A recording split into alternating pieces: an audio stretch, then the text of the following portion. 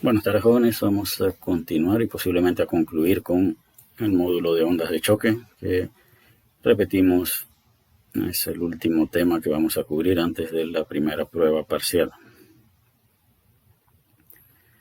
La clase de hoy, o la grabación de hoy, debe enfocarse en la solución de dos ejemplos, pero antes de proceder a dichos ejemplos vamos a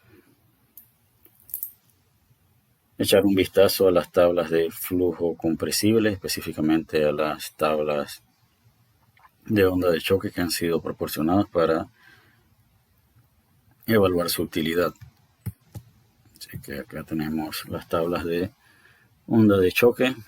Decíamos en la clase anterior que desafortunadamente dichas tablas están limitadas a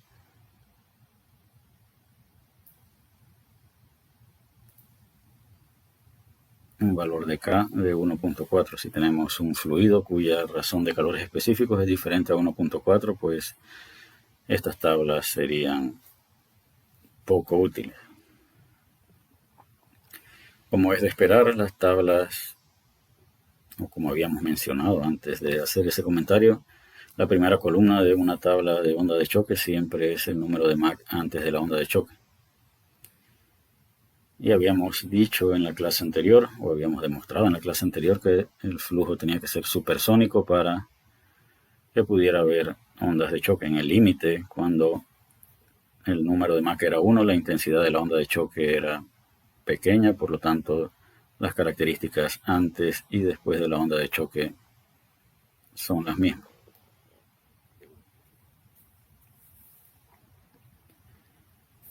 Es decir, nunca vamos a encontrar una tabla de ondas de choque donde haya un número de Mach en la primera columna que no sea supersónico o al menos sónico. Así que es de aquí para abajo, todo es supersónico.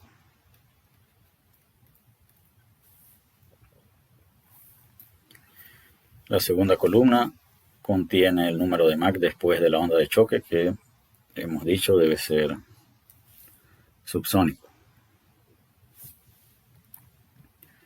La tercera columna compara la presión local antes y después de la onda de choque. La tercera, la densidad local antes y después de la onda de choque.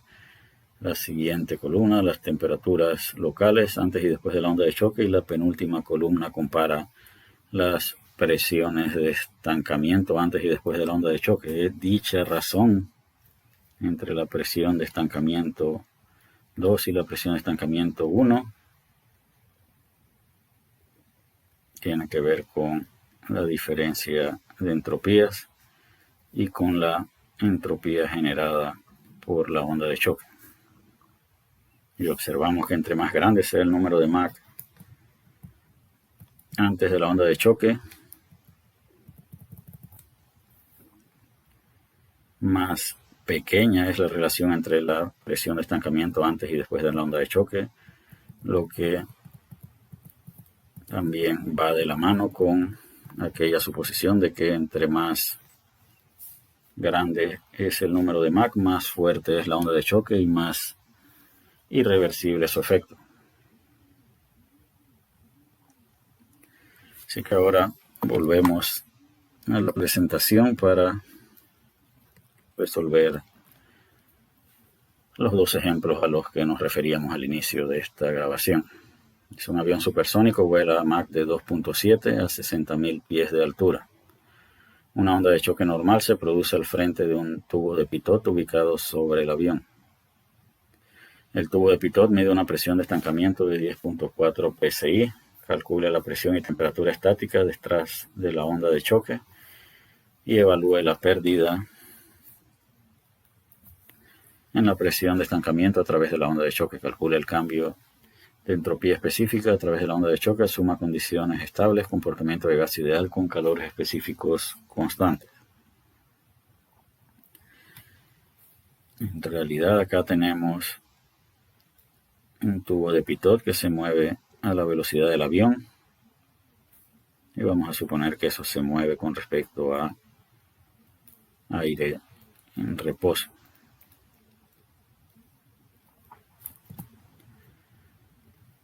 Visto de esa manera, si hacemos un análisis relativo al tubo de Pitot, vamos a ubicar acá el tubo de Pitot, y vamos a suponer que la velocidad del tubo de Pitot es 0. En ese caso, entonces, el que se mueve a una velocidad v debe ser el aire. La velocidad relativa del aire con respecto al tubo de Pitot es igual a la velocidad del avión. Y las propiedades, entonces, antes de la onda de choque van a estar asociadas con la velocidad relativa del aire.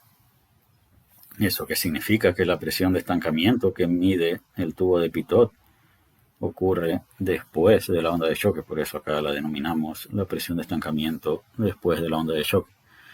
La elevación del tubo de Pitot no nos va a servir para medir una energía potencial o cambios de energía potencial, sino nos va a servir para determinar la temperatura que debe tener el aire a esa elevación. El problema nos pide calcular la presión y temperatura estática detrás de la onda de choque, es decir, nuevamente repetimos, todo esto se refiere a 1 y esto acá se refiere a 2. Tenemos la presión y la temperatura en 2, la pérdida de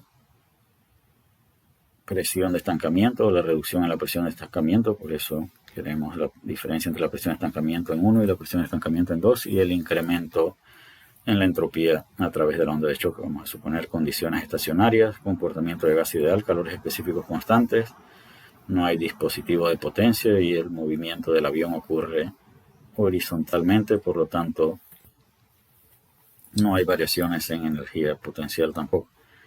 Ecuaciones básicas, todas estas si queremos utilizarlas en función de números de Mach.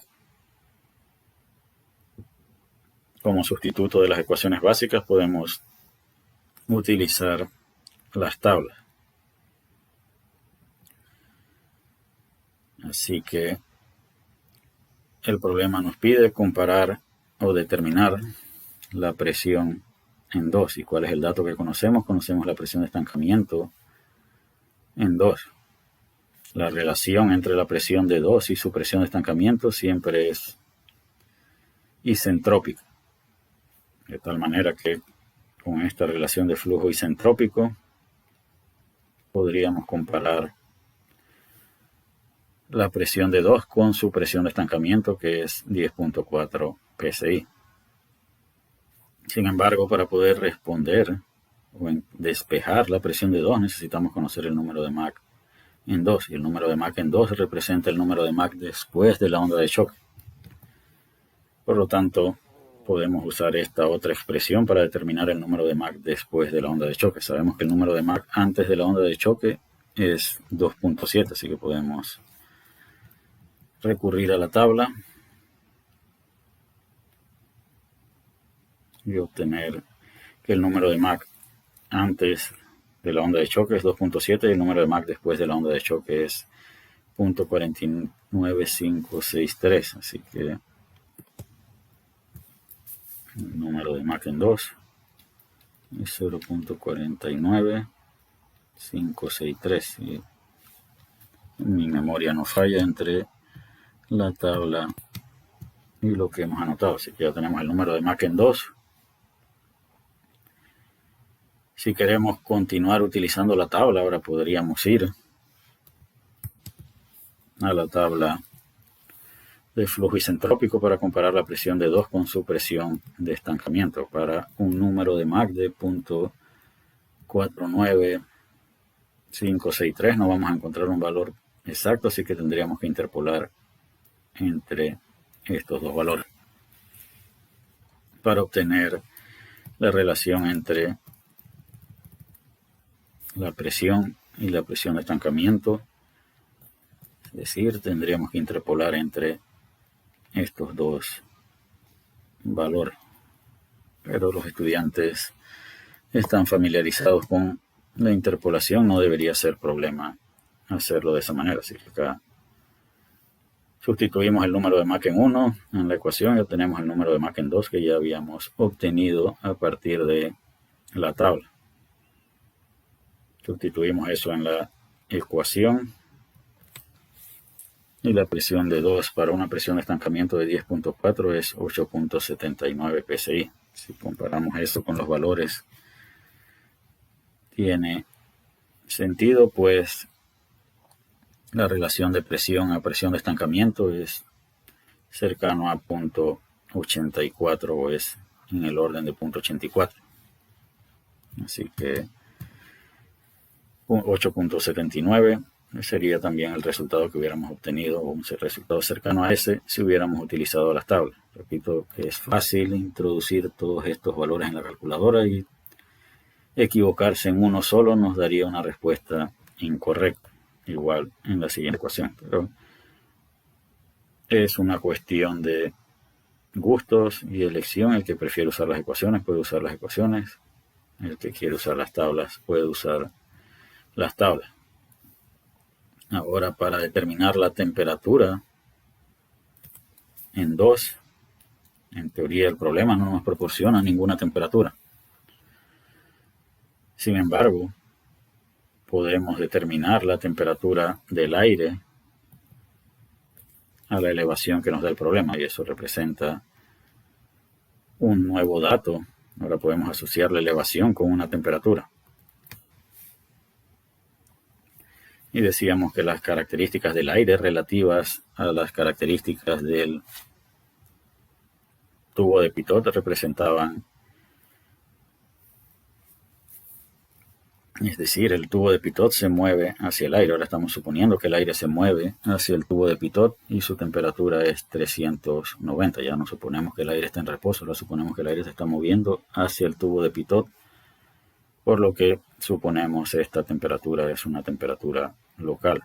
Así que determinamos la temperatura después de la onda de choque.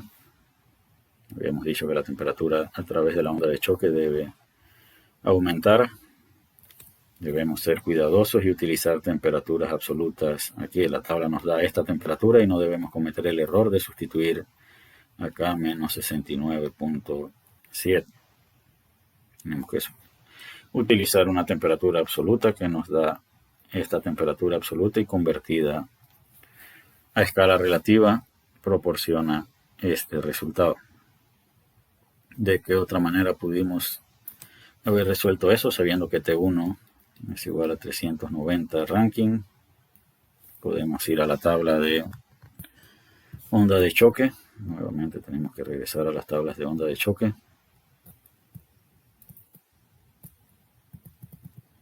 Y cuando Mach es la columna que relaciona temperaturas, es esta de acá. Así que para Mach antes de la onda de choque de 2.7,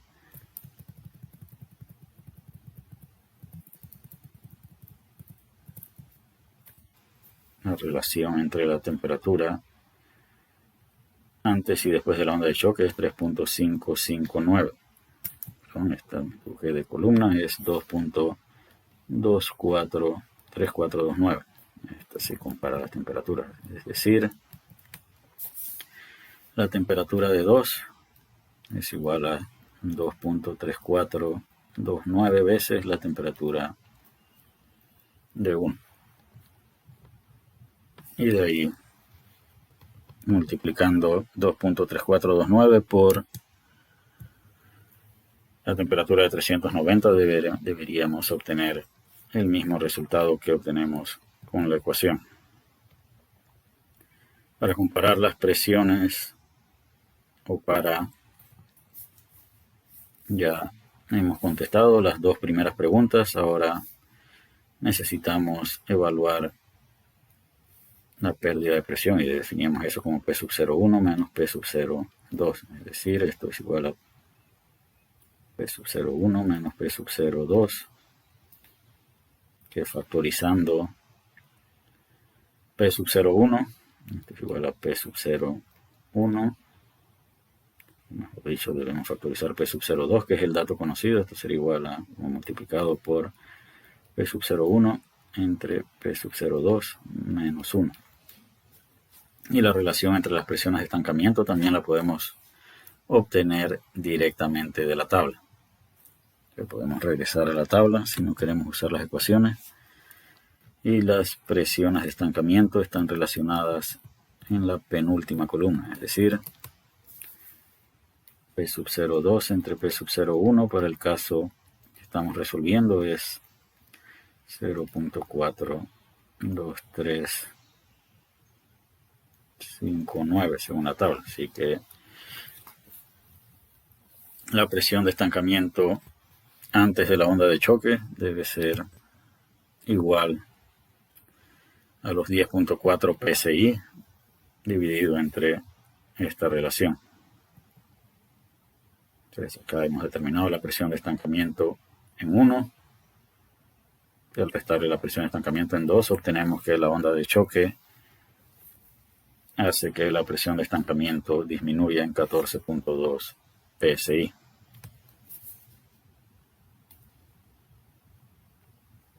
Como menciono en todos los cursos, el estudiante debe verificar estos resultados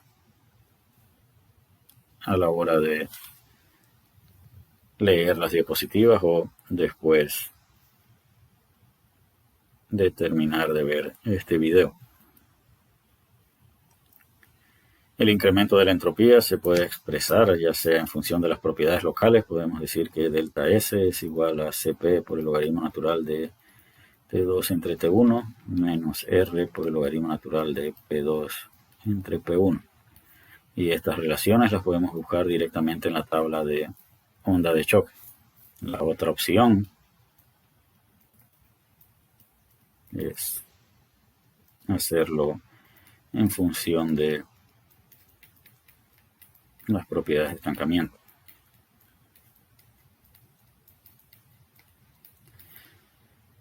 Sabemos que a través de la onda de choque la temperatura de estancamiento permanece constante, por lo tanto todo este término es cero. Esta relación también la podemos buscar directamente en la tabla de onda de choque. Las dos maneras, esta requiere dos valores de la tabla, este uno solo, pero el resultado debe ser exactamente el mismo. El camino que hemos tomado en esta solución es el segundo, que tiene que ver con las propiedades de estancamiento. El estudiante puede verificar que utilizando relaciones de propiedades locales o propiedades estáticas, como le llama el enunciado del problema, también conduce al mismo resultado. Y debemos obtener un resultado positivo. Si en algún problema de onda de choque usted encuentra que la entropía disminuye, asegúrese de verificar sus resultados. Cualquiera que introduzca una entropía generada negativa no merecerá ningún punto en ese problema, por más que su respuesta esté numéricamente o el valor absoluto de su respuesta esté cerca de la respuesta correcta, no va a obtener un solo punto si reporta una variación de entropía o una entropía generada negativa. Las entropías pueden disminuir por efectos del calor, pero las irreversibilidades lo único que pueden lograr es que la entropía aumente. Veamos el segundo ejemplo. Aire fluye adiabáticamente a lo largo de una tobera convergente-divergente. A la entrada del dispositivo, el estado de estancamiento está dado por una temperatura de estancamiento de 60 grados Celsius y una presión de estancamiento de 600 kilopascales. La razón del área de salida al área de garganta del dispositivo, área de salida entre área de entrada es 4. Eso se refiere, esto es el área de salida y esto es el área de garganta. Una onda de choque normal ocurre en un punto donde Mach es 2.42, asumiendo que el flujo es isentrópico antes y después, pero no a través de la onda de choque. Determina la presión del receptor y la pérdida en la presión de estancamiento. Asuma que el aire se comporta como gas ideal con calores específicos constantes. Si esto es una tobera convergente-divergente, el número de Mach acá debe ser subsónico. En la garganta el número de Mach debe ser 1 y en el punto 1 el número de Mach debe ser 2.42. Así que tenemos el número de Mach antes de la onda de choque, la presión de estancamiento antes de la onda de choque y la temperatura de estancamiento antes de la onda de choque. Tenemos la relación entre el área de salida y el área de garganta, que es 4. Que debemos considerar sobre este dato. Esto compara este área con esta área. Y entre este punto y este punto hay una onda de choque. Así que no es tan sencillo como decir que eso representa una relación de área entre área crítica y buscar números de Mach, etcétera, etcétera. Definitivamente que el área de garganta representa un área crítica, pero representa un área crítica para el proceso previo a la onda de choque. Es decir, si conociéramos el área 1 entre el área de garganta es una relación de área entre área crítica como función del número de Mach en 1. Queremos la presión de receptor y la disminución en presión de estancamiento por efectos de la onda de choque.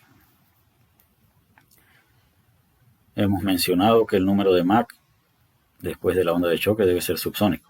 Y si incrementamos el área en flujo subsónico, ¿qué le debe pasar al número de Mach?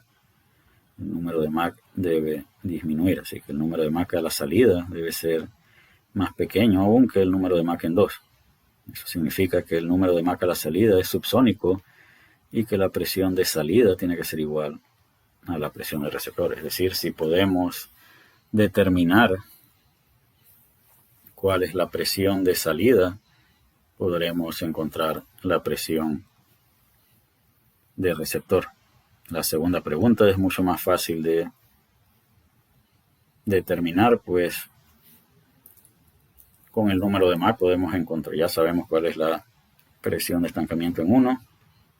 Con el número de Mach en 1 podemos encontrar la relación de presiones de estancamiento, de tal manera que podemos determinar la presión de estancamiento en 2, restarlas y obtener el resultado de la segunda pregunta.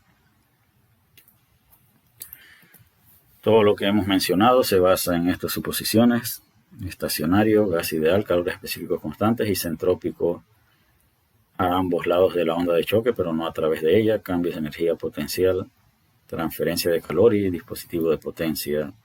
No existe cambios de energía potencial y la transferencia de calor también son aproximadamente 0. Tenemos todo este conjunto de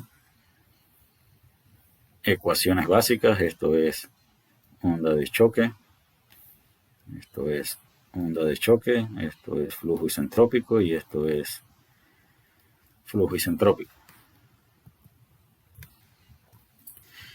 Vamos a ver. Si quisiéramos determinar, ya hemos mencionado que la presión de salida tiene que ser igual a la presión de receptor.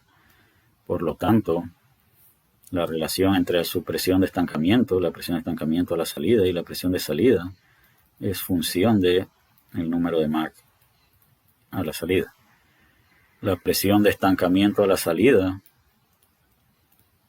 es igual a la presión de estancamiento después de la onda de choque. Hemos dicho que el fenómeno de aquí hasta acá es isentrópico y de aquí a acá es isentrópico. No es isentrópico de 1 a 2.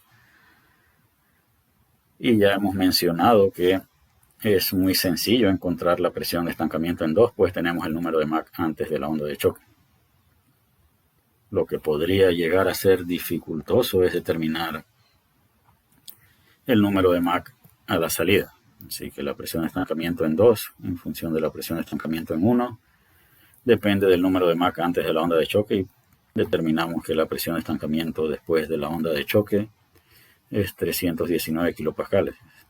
Conocemos la presión de estancamiento antes de la onda de choque, podemos contestar la segunda pregunta restando 600 de 319. Pero vamos a contestar la primera pregunta, que tiene que ver con la presión de receptor. Y eso, la incógnita que debemos resolver es el número de Mach a la salida. ¿Qué dato conocemos de la salida? Conocemos algo que tiene que ver con el área de salida. Si pudiéramos relacionar el área de salida con el área crítica después de la onda de choque, con esto podríamos encontrar el número de Mach a la salida. Así que nuestro objetivo debe ser encontrar la relación entre el área de salida y el área crítica después de la onda de choque. Así que esto es igual a ella misma. Esto lo podemos multiplicar por el área de garganta y dividir entre el área de garganta.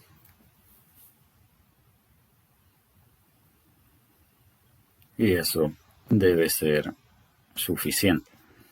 Así que podemos reordenar el área de salida entre el área crítica 2. Es igual a la relación entre el área de salida y el área de garganta, que es un dato del problema, multiplicado por la relación entre el área de garganta y el área crítica 2. Sin embargo, habíamos dicho que el área de garganta, si esto era una tobera, el número de Mach acá era subsónico y tenía que ser sónico en la garganta. Es decir, habíamos dicho que el área de garganta era igual al área crítica en 1. De tal manera que este término representa el área crítica de 1. Así que este valor es un dato y es 4, y la relación entre el área crítica antes y después de la onda de choque está dado por una relación que ya habíamos mostrado, que no lo tenemos aquí, pero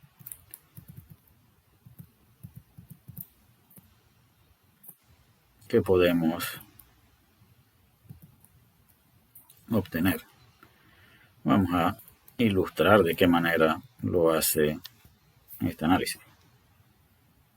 Hasta aquí necesitaríamos conocer la relación entre áreas críticas, y esa relación la hemos mostrado previamente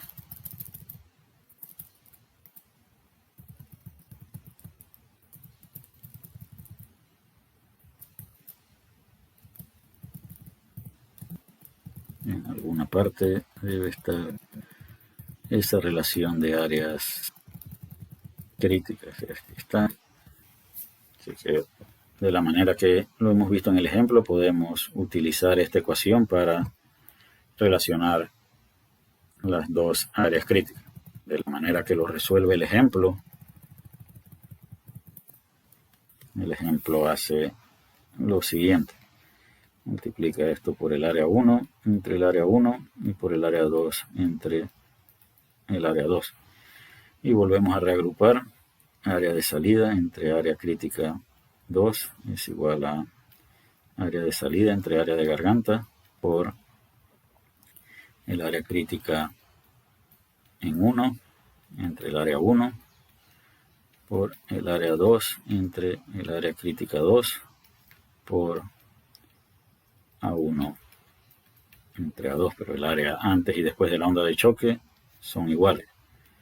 Así que esto es 1. Ahora esto es función del número de Mach en 1 y esto es función del número de Mach después de la onda de choque. Y esa es la manera en que lo resuelve el ejemplo. Hemos dicho que esto es 1. El área de garganta es el área crítica en 1. Esa relación entre área y área crítica la podemos ir a buscar en una tabla de flujo isentrópico. Lo mismo podríamos hacer con la relación de área entre área crítica por el número de Mach después de la onda de choque. Es obvio que habría que interpolar, pues, para el número de Mach de 2.42. El número de Mach después de la onda de choque es .521 y seguramente no vamos a encontrar .521 en la tabla de flujo isentrópico para encontrar la relación de área entre área crítica. Habría que interpolar entre estos dos valores. para determinar la relación de área entre área crítica en la penúltima, columna.